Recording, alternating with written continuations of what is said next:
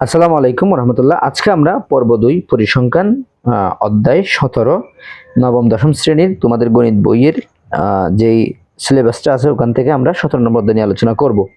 ওকে, তো আমরা বেশি ইন্ট্রোডাকশন দিব না, আমরা সরাসরি দ্বিতীয় পর্ব, যেহেতু প্রথম পর্ব আশা করি তোমরা দেখেছো, ওখান থেকে দ্বিতীয় পর্বটা কিভাবে আসতেছে তোমরা বুঝছো আশা করি।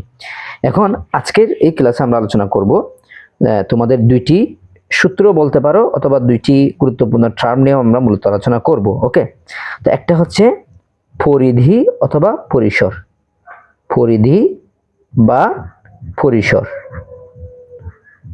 পরিসর এটা কিভাবে নির্ণয় করব, এবং আরেকটা হচ্ছে শ্রেণী সংখ্যা, শ্রেণী সংখ্যা। তো তোমাদের যদি একটু কঠিন লাগে তাহলে আগের পর্বটা দেখো, দেখার পর এটা দেখলে আশা করি তোমাদের একদম ক্লিয়ার লাগবে বিষয়গুলা। এরপর দেখো পরিধি অথবা পরিসর কেমনে নির্ণয় করব। ধরো তুমি কোন একটা জায়গায়, আমরা শীতে গ্রামের বাড়িতে কি করি বলতো, আগুন মানে আগুনের তাপ নেই, তাই না? আগুনের অথবা তোমার বাসায় একটা ইলেকট্রিক চুলা আছে না, অথবা গ্যাসের একটা তোমরা স্টোভ, গ্যাস স্টোভ ইউজ করো না, গ্যাসের চুলা, ওই স্টোভ গুলাতে কি হয়, যখন তুমি আগুন দিবা, এই যে এভাবে যদি তুমি আগুন দাও, এই আগুনগুলা কি হয় বলতো, একটু তাপ বিস্তার করে। ধরো আমি যদি আগুন এর এখন এখান থেকে এখানে আমি যদি আগুন জ্বালাই, তাহলে সে এদিক পর্যন্ত এখানে তাপ দিবে, আগুনের তাপটা থাকবে, তাই না? তো এই হচ্ছে এর পরিসর, কথা বুঝছো? মানে এই আগুনটা যতটুকু প্রভাব বিস্তার করতেছে এটা হচ্ছে তার পরিসর অথবা পরিধি। কথা কি বুঝতে পারছো? তো এটা যদি বুঝতে পারো তাহলে পরিধি নির্ণয়ের এখানে গণিতে কিন্তু আরেকটা পরিধি আছে, কথা বলছে, গণিতেও তার কিছু জায়গায় পরিধি অথবা পরিসর সে কিছু জায়গায় প্রভাব বিস্তার করে। তখন এই পরিধিটা কত, কিভাবে আমি নির্ণয় করব, ঠিক আছে? তো এখানে আমাদের দুইটা বিষয় মনে রাখতে হবে। একটা হচ্ছে উচ্চ সীমা, আমি লম্বা করে দিচ্ছি না যাতে তোমরা মনে রাখতে পারো, হ্যাঁ, উচ্চ সীমা অথবা সর্বোচ্চ মান, আবার এখান থেকে মাইনাস নিম্ন সীমা, কি দিবা বলতো, নিম্ন সীমা, উচ্চ সীমা মাইনাস নিম্ন সীমা, তারপরে প্লাস 1, কথা বুঝতে পারছি? উচ্চ সীমা মাইনাস নিম্ন সীমা প্লাস 1, এটা দিবা। এটা হচ্ছে পরিধির সূত্র, কথা বুঝছো? উচ্চ সীমা নিম্ন সীমা কোথা থেকে পাবো, এটা যখন আমরা এখন গণিত করতে যাব ওখানে দেখবো, হ্যাঁ। এরপর হচ্ছে শ্রেণী সংখ্যা। শ্রেণী সংখ্যা নির্ণয় করার জন্য আমাদের যেটা লাগবে সেটা হচ্ছে উপরে হবে পরিসর। কি বলছি যে বলতো, পরিসরকে তুমি ভাগ দিবা যে কত দিয়ে, পরিসরকে ভাগ দিবা যে শ্রেণী ব্যক্তি দিয়ে, কি দিয়ে বলতো, শ্রেণী ব্যক্তি।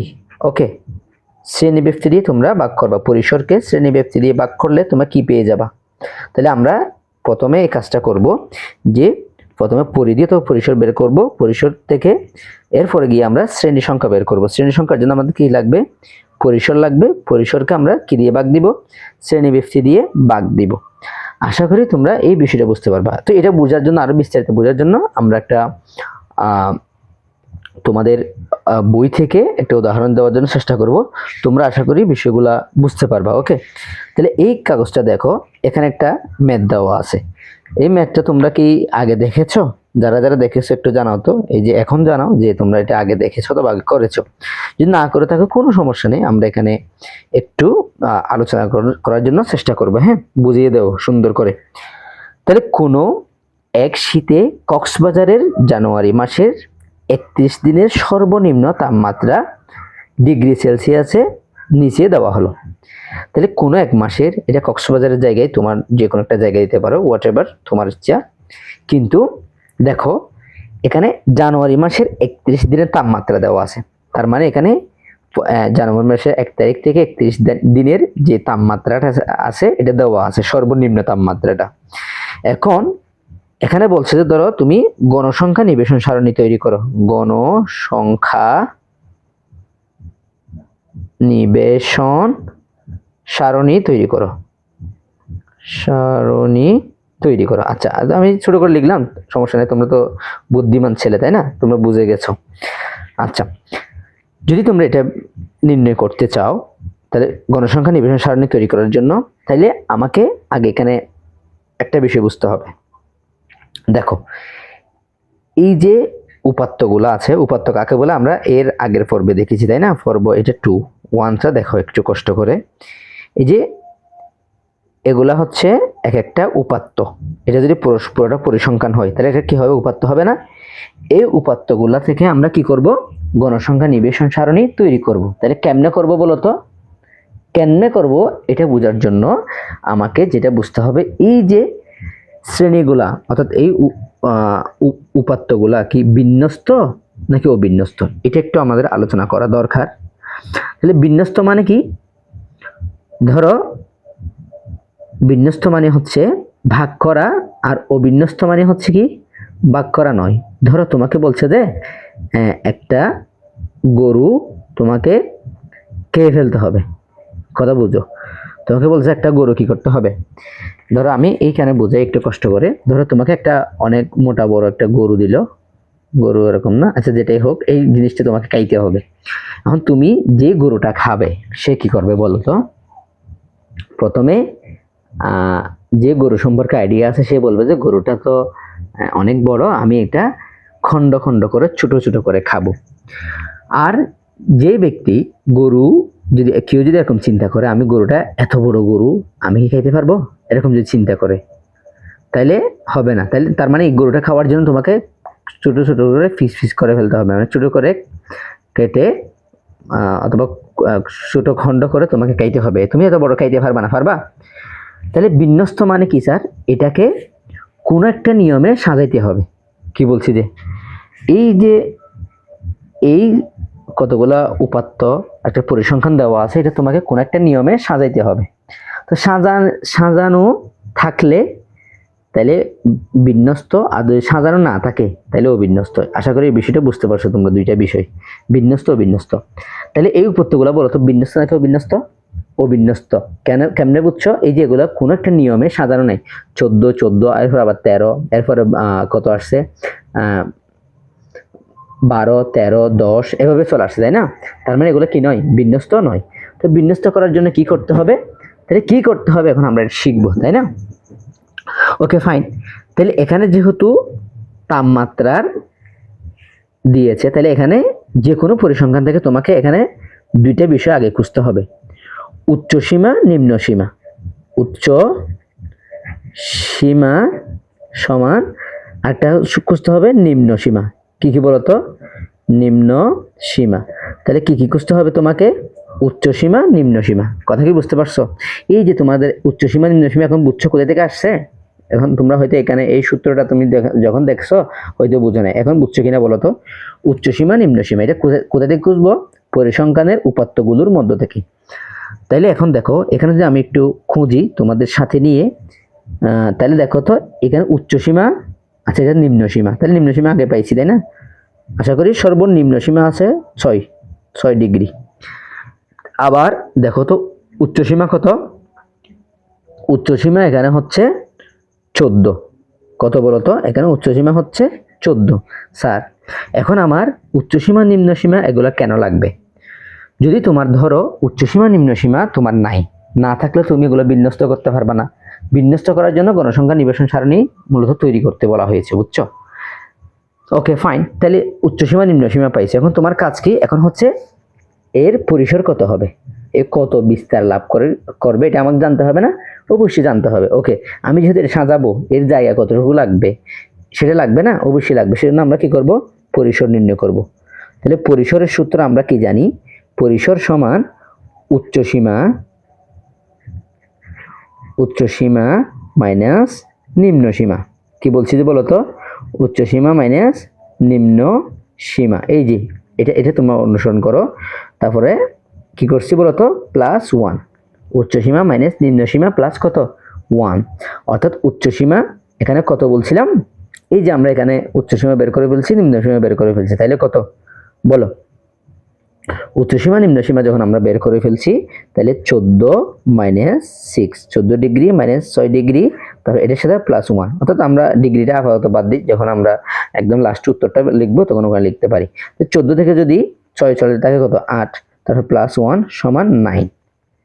তাহলে এটা আমরা পেয়েছি, কত পেয়েছি বলো তো? 9 আমরা পেয়েছি। ওকে ফাইন, তাহলে পরিসর পেয়েছি কত? 9। ওকে, তাহলে এই পরিসরটা নিয়ে আমরা আবার কি করব দেখো তো। পরিসর যেহেতু 9 পেয়েছি, এখন আমাদের লাগবে কি বলতো?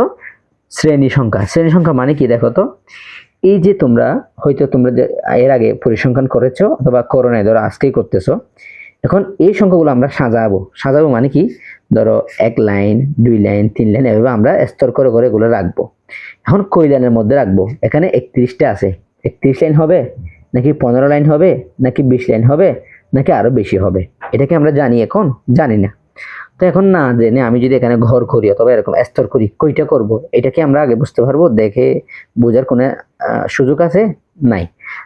এই যে সুযোগটা না থাকার কারণে আমাদের, দেখো তো তোমাদের স্কুলে ধরো 1000 স্টুডেন্ট আছে ফর এক্সাম্পল, অথবা 500 জন স্টুডেন্ট আছে। এখন এই 500 জন স্টুডেন্ট সবাই কি এক ক্লাসে পড়ে? না, কেউ ক্লাস 6-এ পড়ে, কেউ 7-এ পড়ে, কেউ 8-এ পড়ে, কেউ 9-এ পড়ে, নাকি সবাই 9-এ পড়ে, নাকি সবাই 10-এ পড়ে, নাকি সবাই 5-এ পড়ে, এরকম না। তার মানে তারা আলাদা আলাদা ক্লাসে শ্রেণীতে পড়ে। তো এটাকে বলে মূলত শ্রেণী বিন্যাস করা। কি করা বলতো? শ্রেণী বিন্যাস করা। এই যে শ্রেণী বিন্যাস করা হয়ে গেলে এটাকে আমরা বিন্যস্ত বলি আর কি। যদি এরকম বিন্যস্ত করার জন্য আমাকে কি লাগবে? শ্রেণী সংখ্যা, অর্থাৎ কয়টা ঘর করব অর্থাৎ কয় ভাগে ভাগ করব এটা আমাকে জানতে হবে। তো জানার জন্য আমাকে শ্রেণী সংখ্যা বের করতে হবে। শ্রেণী সংখ্যা বের করার জন্য কি করব? শ্রেণী সংখ্যা সমান, আমরা কি করতেছি বলতো? শ্রেণী সংখ্যা যখন বের করব তখন আমাদের কি লাগবে? পরিসর, তারপর লাগবে কি? শ্রেণী ব্যক্তি। কি বলছি বলতো? শ্রেণী ব্যক্তি। ওকে, তাহলে শ্রেণী উপরে লাগবে পরিসর, নিচে লাগবে কি? শ্রেণী ব্যক্তি অথবা শ্রেণী ব্যবধান। ওকে, অনেকে শ্রেণী ব্যবধানও বলবে, তোমরা এটা নিয়ে বিভ্রান্ত হবা না। তাহলে দেখো তো এখানে আমরা কত পেয়েছি? পরিসর পেয়েছি 9।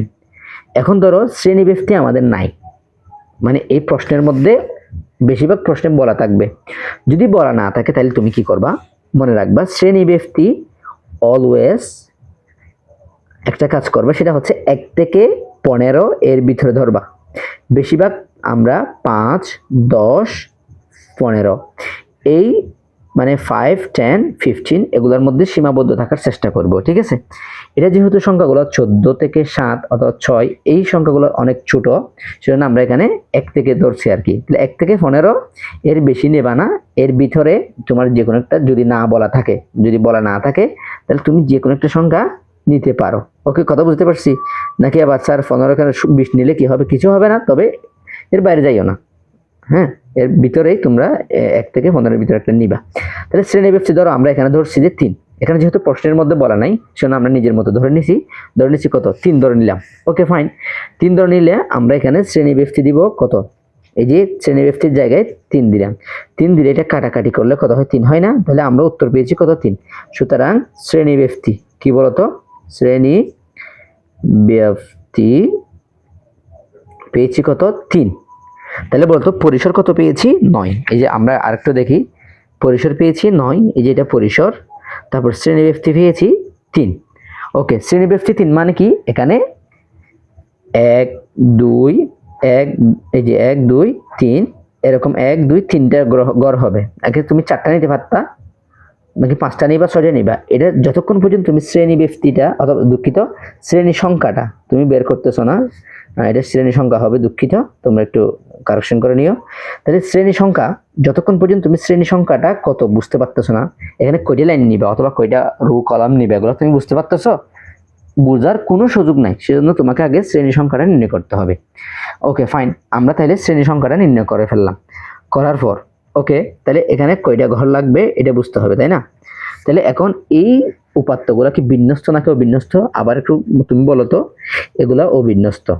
অবিন্যস্ত করার জন্য, তাইলে অবিন্যস্ত থেকে আমরা বিন্যস্ত করার জন্য কি কি করছি? এগুলা থেকে পরিসর, শ্রেণী সংখ্যা এগুলো বের করছি। এখন এগুলা থেকে আমাদের কোন এরকম যদি উপাত্ত দেওয়া থাকে, তোমাকে বিন্যস্ত করতে বলে তোমাদের কয়টা কলাম লাগবে? 3টা কলাম লাগবে, এটা একটু মনে রাখবা। কয়টা কলাম লাগবে বলো তো? 3টা। তাহলে প্রথম কলমে লিখবা যে এই সংখ্যাগুলা, এখানে যেহেতু তাপমাত্রার কথা বলা হয়েছে, এই যে তাপমাত্রার কথা বলা হয়েছে, এখানে তাপমাত্রা জায়গায় তুমি গণসংখ্যাও দিতে পারো অথবা তাপমাত্রা। এখানে তাপমাত্রা যেহেতু ডাইরেক্ট নাম বলে দিয়েছে, আমরা তাপমাত্রাই দিব, তাপমাত্রা। কথা বুঝতে পারছো? যদি কিছু দিয়ে না থাকলেও অথবা আমরা গণসংখ্যা দিতাম, সমস্যা নেই, গণসংখ্যাও দিতাম যদি এখানে তাপমাত্রা উল্লেখ না থাকতো। আচ্ছা, তাহলে এখন তাপমাত্রা দিলা, তাপমাত্রা দেওয়ার পর এখন হচ্ছে এই নামটা হবে টালি। কি হবে বলো তো? টালি, অথবা টেলিও, অনেকে টেলি চিহ্ন বলে অথবা টালিও বলে, সমস্যা নেই, তোমরা যেখানে যেটা বলো বুঝলেই হইল। কথা বুঝছো? এরপর হচ্ছে এটা গণসংখ্যা, গণসংখ্যা, এটার নাম কি? গণসংখ্যা। ওকে স্যার, এখানে তো টালিও দেওয়া নাই, গণসংখ্যাও দেওয়া নাই, তাপমাত্রা দেওয়া আছে, এই যে এলোমেলো ভাবে দেওয়া আছে। এখন এই ঘরটা কিভাবে পূরণ করব এটা আমরা শিখি। ওকে, তাহলে এই জায়গাটা দেখো তো, এখানে উচ্চ সীমা কত? 14, আর নিম্ন সীমা হচ্ছে কত? 6। তাহলে আমাদের নিম্ন সীমা যেটা, এটা বরাবর ধরতে হবে তোমাকে, নিম্ন সীমা 6 ডিগ্রি। এখন আমরা এখানে শ্রেণী ব্যক্তি, একটু আগে এই যে এইখানে তোমরা শ্রেণী ব্যক্তি আমরা কত ধরেছিলাম বলতো? এই যে এখানে দেখো তো, শ্রেণী ব্যক্তি ধরেছি 3। ব্যক্তি মানে এই যে এটা একটা শ্রেণী ভাগ করছি না, 1 ভাগ 2 ভাগ 3 ভাগ, এই দুইটা শ্রেণীর মধ্যে কত গ্যাপ থাকবে?